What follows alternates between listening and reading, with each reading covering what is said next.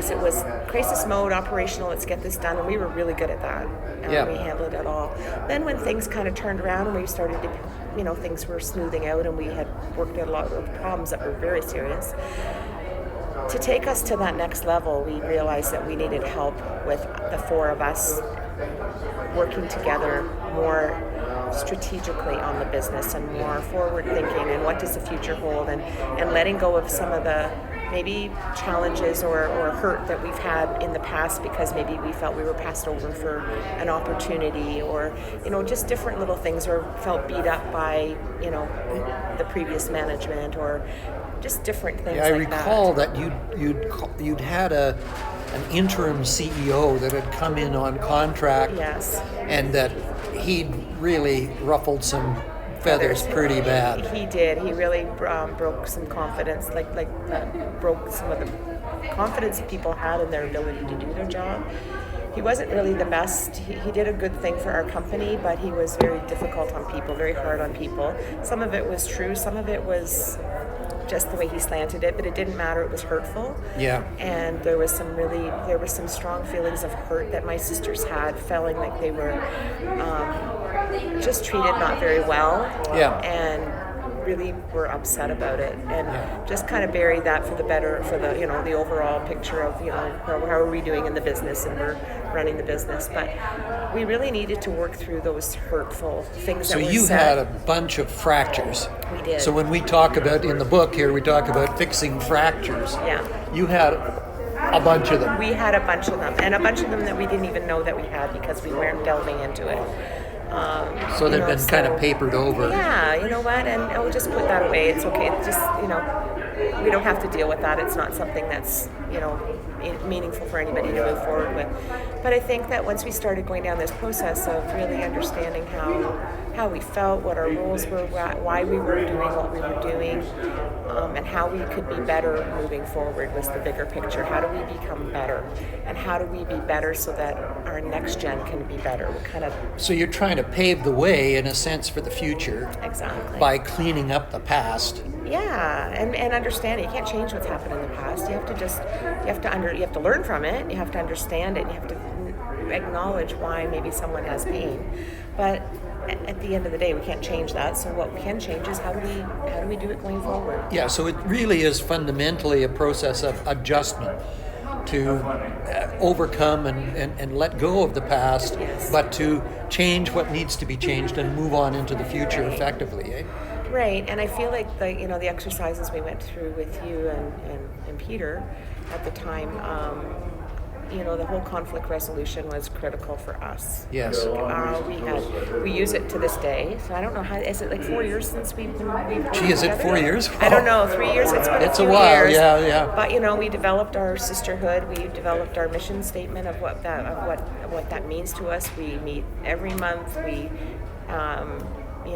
are pretty darn disciplined. I'll have to say COVID did have a little bit of an impact on us there. Yes. Having the time. We still carve out time once a month, and it's after hours, and we talk personal, we talk professional, we talk business, we talk everything, and we try to almost every time put some kind of a conflict, something that's bothering us on the table. Oh, good. Sometimes they're bigger, sometimes they're like easy and not difficult, but sometimes they are difficult. Yeah. And do you still use the protocol? We still use the protocol, yeah. We Wow. still use we lay it out. And we don't always use that to its full extent every time. It's only if it's really big, but we use the guideline of it.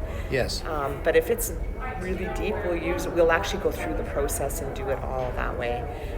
And I've also used it with some of our staff, like people who are in leadership positions, and if they're having a conflict with somebody in their department that's a really tough one to work through. Yeah. I've sat with them and worked through this program So you facilitated them. Yes, but it's I bet interesting. you're pretty good at it. Well, I don't know about that. They usually look at me like, why are you making us do this? And they don't really see the value in it when we start to do it. But then after we're finished it, 2 occasions especially that guys really they thought this is just stupid, why are we doing this? Yeah. At the end of the day they said, that was a really good exercise to go through. So, wow. Yeah, so it's been good. The thing that I think people tend to focus on the resolution protocol, and perhaps to not put as much emphasis on the relationship mindset that underpins it, which, as you recall, perhaps at the beginning of the seminar, we spent a good half day talking about that. Yeah. And kind of just getting onto that footing with each other. Yeah. Does that have any sort of lifespan inside the company, do you think? I do think so. I mean, that was a really difficult process, and it's interesting because, my one sister really struggled with it because she didn't want to go down that path. She didn't really want to delve into anything. She wasn't that stripe, eh? Yeah, she just wasn't, and she's like, "Why are we doing this? And you're just making me feel bad about myself, and why am I, and we had some challenges for a while. Like after we met with you guys, it took us a while to work through a lot of the things because there was some anger at one point, and but we worked through it. We kept talking about it, and we said, we're bringing these things up because we love you, we respect you. We have to get this on the table because it's something that's real, and if we want to be good in the long run, we need to do this. Yeah. So it was, and we still at times, end up not dealing with things, and then suddenly it comes to us like, why aren't we talking about this? We should be, right? But at least you know that you've got the means to do that. Yeah, for sure. Yeah. For sure. Yeah. It makes a difference. So. And, it's interesting to hear you describe the process by which you work through the thorny messes that are outstanding. And then you just sort of naturally turned to the future and said, now we've got to derive our mission and our future path because we're clear to do that, I guess. Is that accurate? No, for sure. And I think that we've built a level of, we've always had overall a good trusting relationship. And I'll say the fractures that we may have had were generally more, not within each other, but more externally generated, but maybe the internal people didn't feel supported, or they didn't feel that we were understanding of the situation, or how that person felt about the situation, because so much about it is, we have simple little things, how we all communicate differently. We say things in ways that, this person takes it and not in a way that's intended, and so it's about understanding who is speaking to you and how they're speaking, and that we talk about, if I'm asking you questions, it's not because I'm challenging you, it's because I'm curious. I would like to know a different perspective on something, right? Yeah. So don't assume that and those are the kind of conversations we're having. Don't assume that I'm judging. I'm curious. Yeah. And I'd like to know more. I might come across like I'm judging, and for that I apologize because that's not my intention. So you've got a pretty good handle on the underpinnings that power the thing. So the resolution protocol is fundamentally a recipe for a discussion, but the spirit in which it's conducted, that's the big takeaway. It's very much a pair, I think, to make it work. And we have many family members in the business. So we have 170 staff, and probably 22 of those are related by family, and then it's the extended family. It's our employees who have been there for 45 years, and their kids and their grandkids work in the business, and so it's more than just our family. It's a big family. So Debbie, you're the president of a King Cole Ducks, correct? CEO, excuse me. That's okay. And I don't know if it makes a difference, but that's what it is. No, it That's makes okay. a difference, or you wouldn't mention it.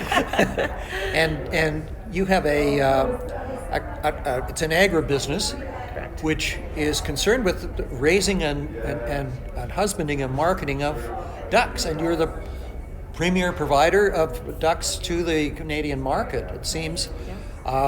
And I know that your product is marvelous. I've tasted it. It's really marvelous.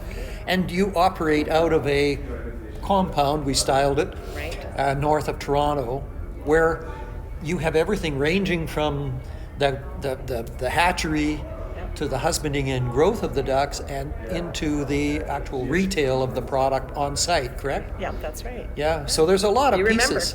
Well, it was very moving to me to be part of this. It's quite it's an unusual business because that's really like 5 businesses in one. So it's very complex, I'll say. Yeah. But also very exciting and lots of opportunities for people to flourish.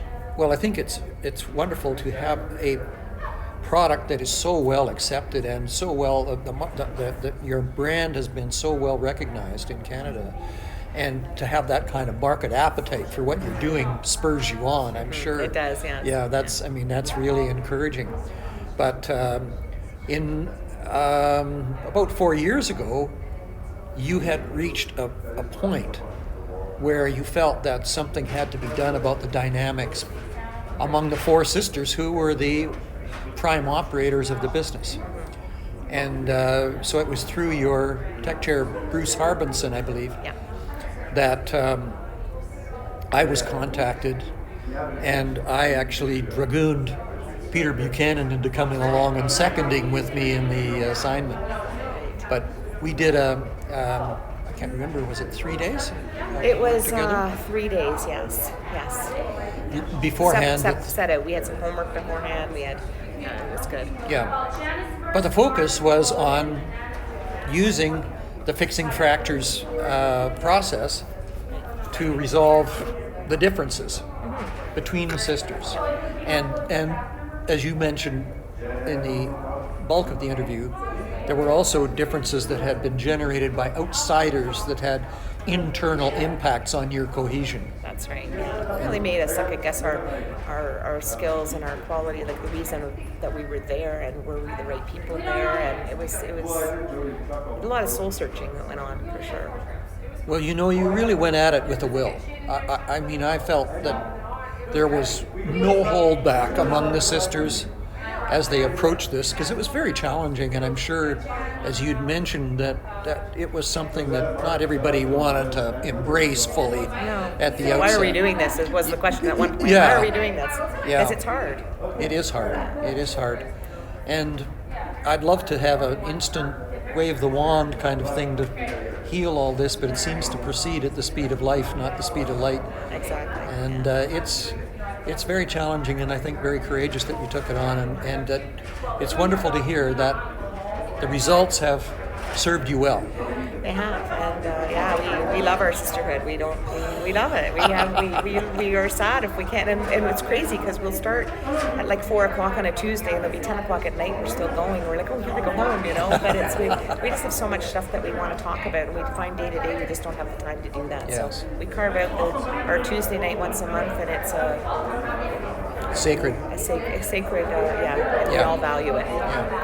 In the early days, it was quite simple because we were in crisis mode for so much of the time. We just come out of special loans. We had a lot of challenges that were actual, real, operational, and fix the company challenges. And we rose to that no problem at all. Real well, but then Very that well. was because that was such an emergency sort of thing. Well, I want to tell you that much of that experience went into the framing of fixing fractures. Okay. And in fact, as we get into the period now of bringing the book forward into the world, there will be an opportunity to perhaps make people aware of, well, what does it sound like when it's really happening? Mm-hmm. There's an example in the book that we use, and we had to keep it down to one example, because otherwise it would have distracted from the handbook sort of style of the thing, So we pared down a lot of that. But we might see some disguised versions of discussions that went on in our session, because they were so poignant, I felt. Good. And some of them I recall were not just externally generated, but I recall one or two where I think your sister, who's the marketing expert, had rubbed another sister's fur the wrong way, and that was all sorted out, I thought, very ably, very courageously.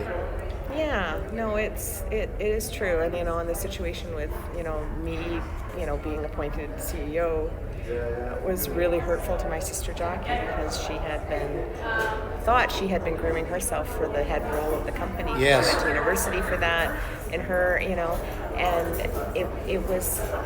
it was a difficult time for her, because she felt didn't even have the chance to even apply for the job. She wasn't considered, so it really demoralized her and made her feel bad. And this was all part of that interim CEO sort of legacy, eh? Yeah, and it was super challenging. And to this day, like, there's so much about what we all bring to the table, a different set of skills and a different set of experiences, and And I often say to my one sister, like, I couldn't do her job. Her job to me is very, very complicated. Yeah. She's in live production, and honestly, her experience, her knowledge, her gut instinct on how things, I'm like, and she's got a chutzpah, that woman. She does, yeah. She's really something. I know, and I'm like, you know what? So you're not in my role. My role, I feel like my role is almost the most easily replaced role, because it's finding someone that can do leadership, right? So a different set of skills. Yeah, it's a different set of skills. Easily replaceable. Yeah, well, I'm not so sure. As I get closer to that part. Oh, I see. We're thinking about moving on, yes, are we? We are. Yes. Oh my goodness. Well, then you'll have another generation to. Yeah, we have next gen coming in well, and we're doing lots of work with them to get them, communication. That's our key with them, is they've got to continue to, because we grew up, the four of us, with the same parents. So imagine what it's like to get to the next generation, where now you've got the influence of a different person in the life, and they haven't had the experience of recovering from the emergency that you had that drew you together so strongly. That's very true.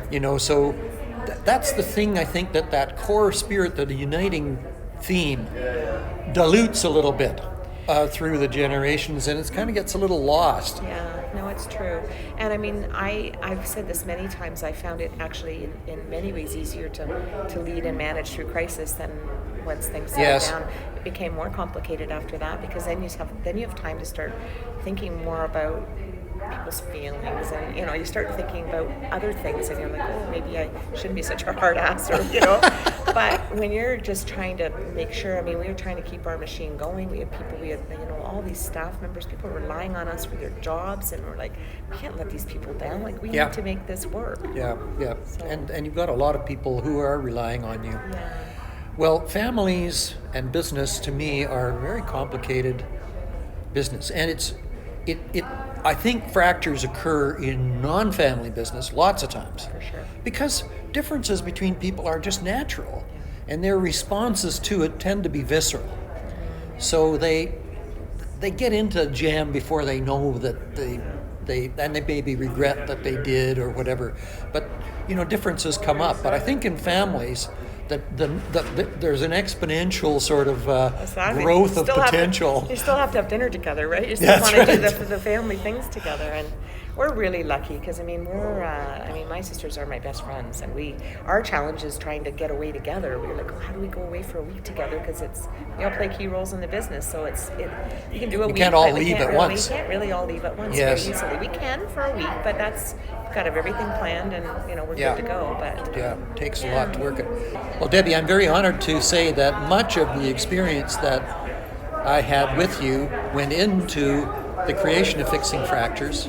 It certainly rounded it out, and I think graced it with a spirit that is uniquely attributable to that assignment.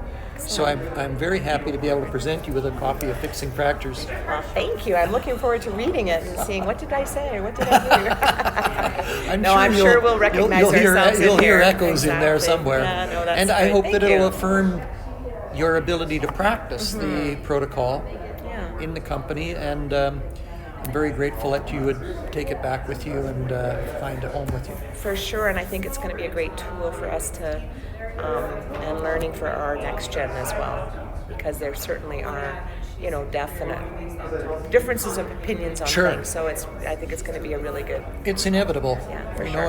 And you want to embrace it. You want to have those different opinions and you want to be challenged and pushed, because that just makes us better. That's something that I refer to in the book, that some people have actually come to look at those things as golden opportunities when they've got a clear fracture. Exactly. Then you're going to address it, and that things are going to be better afterwards, because you have the tool and the ability to go at it. Yeah, for sure. And so they have a completely different attitude to the common attitude, which is, let's evade this, let's avoid it, let's not raise it, let's keep it under the covers, Yeah, for sure. And it's so great to have some forward-looking ability to go at it and address it. Let's hope so. That's the plan anyway. Wonderful.